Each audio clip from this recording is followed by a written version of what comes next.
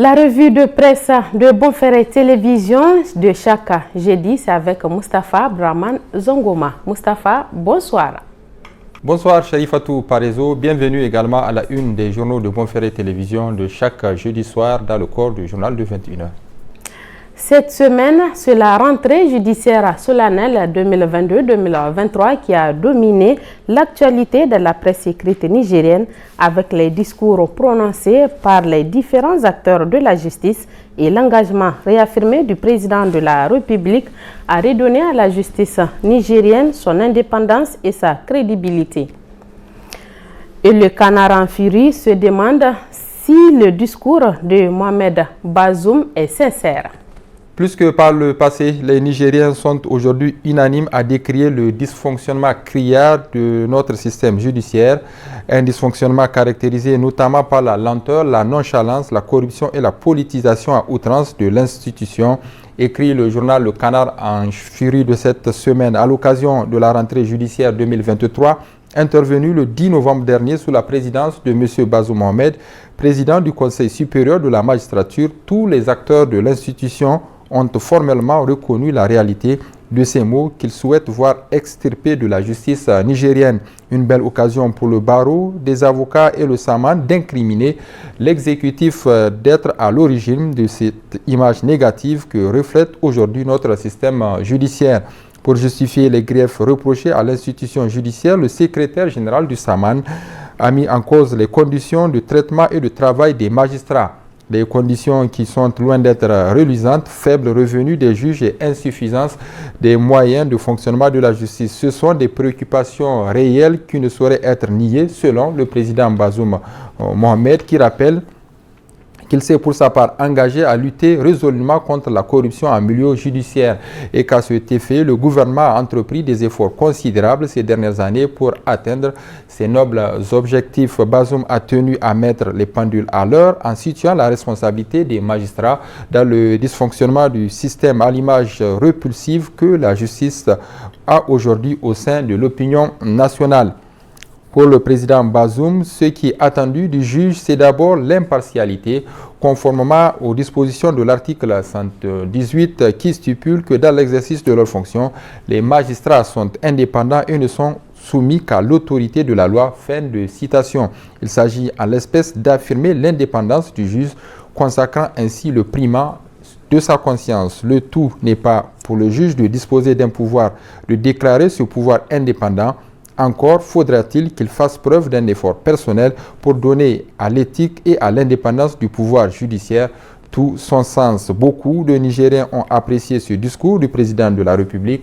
Il revient, estime le confrère, aux magistrats de s'assumer en affirmant leur indépendance à travers leurs décisions qu'ils viendront à prendre désormais et en cas de tentative d'immixtion de l'exécutif dans leur travail, qu'ils aient le courage de sortir publiquement pour le dénoncer. C'est en cela que les Nigériens sauront si Bazoum est sincère dans ses propos ou c'est juste un discours pour amuser la galerie. Sur cette cérémonie de rentrée judiciaire 2022-2023, l'hebdomadaire Niger Inter Hebdo s'interroge un stimulus au devoir d'ingratitude du juge. Je me suis également engagé à lutter résolument contre la corruption en milieu judiciaire, a déclaré le président de la République Bazoum Mohamed, rappelle le journal Niger Inter Hebdo de cette semaine. Le chef de l'État a pris des engagements dans ce sens. Les Nigériens ont bon espoir que le président Mohamed Bazoum et le gouvernement sous la direction du Premier ministre Oumoudou Mahamadou vont poursuivre la lutte contre la corruption, les détournements des deniers publics, la concussion et l'enrichissement illicite. Et comme pour joindre l'acte à la parole, le chef de l'État promet une tolérance zéro à tous ceux qui entendent s'amuser avec les deniers publics. Le pronostic du président de la République Mohamed Bazoum pour inverser la tendance force l'admiration selon le confrère. Dès l'entame de son discours de la rentrée judiciaire 2022-2023, Bazoum Mohamed a déclaré que le programme sur la base duquel il a été élu fait une place de choix à la gouvernance juridique et judiciaire qui en constitue la troisième dimension en matière de gouvernance après la gouvernance sécuritaire et la gouvernance politique. Sur le même sujet, Charifatou Parezo, le journal L'Actualité numéro 682 du 14 novembre 2022 s'interroge également si la Renaissance Acte 3 est en train de retrouver ses chemins. Et le journal Le Monde d'aujourd'hui numéro 551 du 9 novembre 2022 estime lui qu'il y a une sorte d'inertie dans la gouvernance de Bazoum Mohamed, trop de discours et peu d'action. Plainte, interpellation, emprisonnement, l'offensive judiciaire de l'exécutif contre les voix critiques. C'est le titre qui barre la une du journal L'Inquiéteur d'hier mercredi. Avec les modifications apportées à la loi relative à la cybercriminalité en Conseil des ministres, les délits de diffamation et d'injure ne conduisent plus à la prison, mais exposent à des amendes, a tué Bazoum Mohamed le 28 avril 2022. Le chef de l'État et on ne peut plus fier de son initiative. Les réactions positives n'ont pas tardé à affluer de toutes parts. Le 21 juin 2022, les députés ont approuvé le projet de loi modifiant et complétant la loi numéro 2019-33 du 3 juillet 2019 portant répression de la cybercriminalité au Niger. Seulement, cette loi modifiée, vivement saluée par les citoyens, n'a toujours pas été promulguée par le président de la République, rappelle le journal L'Enquêteur d'hier mercredi. Pourquoi Bazoum Mohamed traîne-t-il les pas? Regrette-t-il sa démarche? Autant de questions sans réponse. Un fait est cependant certain. Le régime en place revient en force aux méthodes totalitaires de celui de Issoufou Mahamadou. Intimidation, peine de prison ferme, restriction des libertés publiques. Les ingrédients d'une dictature sont abondamment utilisés par le pouvoir de Mohamed Bazoum en mode répression, tout comme du temps d'Issoufou Mahamadou. Le régime en place se sert de la loi sur la cybercriminalité pour réduire au silence les moindres voix dissonantes. La dernière victime en date est Cheikh Ali Bourema, un prédicateur de 65 ans. Ce dernier, poursuivi pour des faits de production et diffusion de données de nature à troubler l'ordre public, entre autres griefs, vient d'écoper d'une condamnation à 2 ans de prison, dont un assorti de sursis.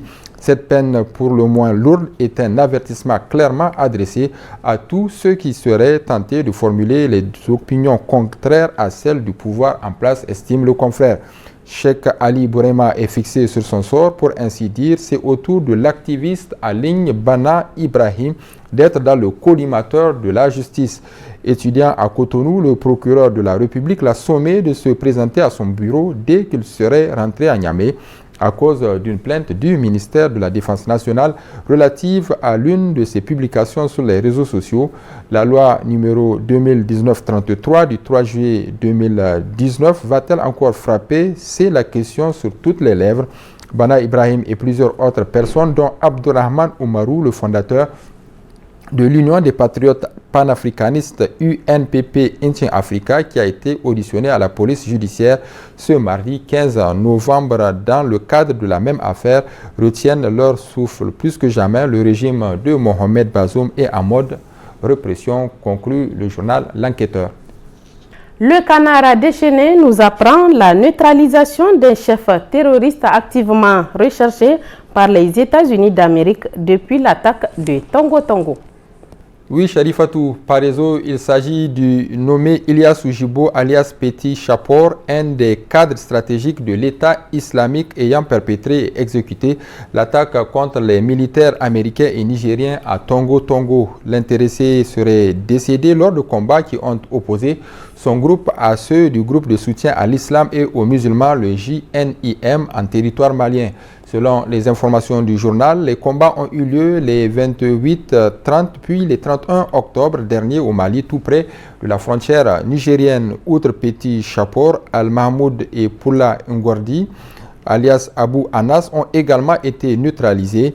Les États-Unis, à travers le programme Reward for Justice, avaient mis à prix la tête de Petit Chapor et ceux de plusieurs autres hauts cadres de l'État islamique au Sahel. Une récompense de 5 millions de dollars avait été offerte pour toute information pouvant permettre de le capturer et de le traduire devant la justice américaine. C'est à la suite de l'attaque de Tongo Tongo, rappelle le confrère, que le petit Chapour a pris du galon dans la sphère djihadiste de l'État islamique au Sahel.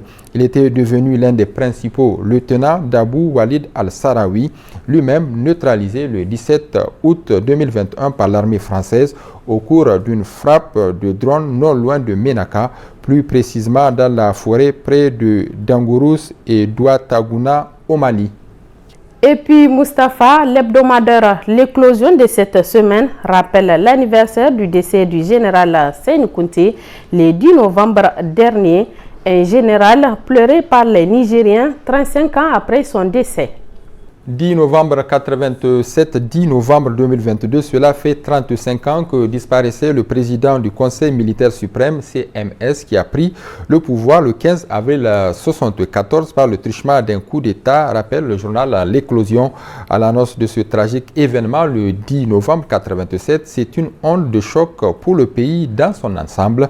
Si la majorité des Nigériens perdaient un digne fils qui œuvrait pour le bonheur et la prospérité de son peuple, quelques-uns des envieux cachaient leur joie, presque soulagés d'être débarrassés de Seyni Kounté, un homme dont la rigueur dans la gestion des biens et deniers publics et sa colère impitoyable contre tous ceux qui osaient toucher au trésor public sous quelque forme que ce soit et peu importe de qui il s'agit. Ceux-là jubilaient de sa disparition sous le fallacieux prétexte que son régime était autoritaire et que voulait de la démocratie. Mais à l'épreuve des faits, ce n'était pas la démocratie qu'il voulait, mais accéder à l'appareil de l'État pour se servir à satiété. Le journal, après une genèse des événements d'après décès Seyni Kounté jusqu'à l'accession des Renaissants au pouvoir, conclut que depuis lors, le Niger est dirigé par des pseudo-démocrates d'hier devenus aujourd'hui les pires dictateurs que le pays ait connus. Si les Nigériens sont encore nostalgiques du temps de Seyni Kounté, c'est qu'aujourd'hui, plus qu'hier, ils souffrent énormément dans leur chair et dans leur esprit. Ils souffrent de la pauvreté, de l'inaccessibilité de la santé, de la précarité de l'éducation, du chômage des jeunes, de l'insécurité sous toutes ses formes. La liste est assez longue. Notre Niger a besoin de l'homme d'État qui était feu Seyni Kounté pour émerger et tendre vers son développement. Laissez-nous donc pleurer notre Kounté en attendant peut-être de découvrir un autre Seyni Kounté qui mettra le Niger au-dessus de sa propre vie.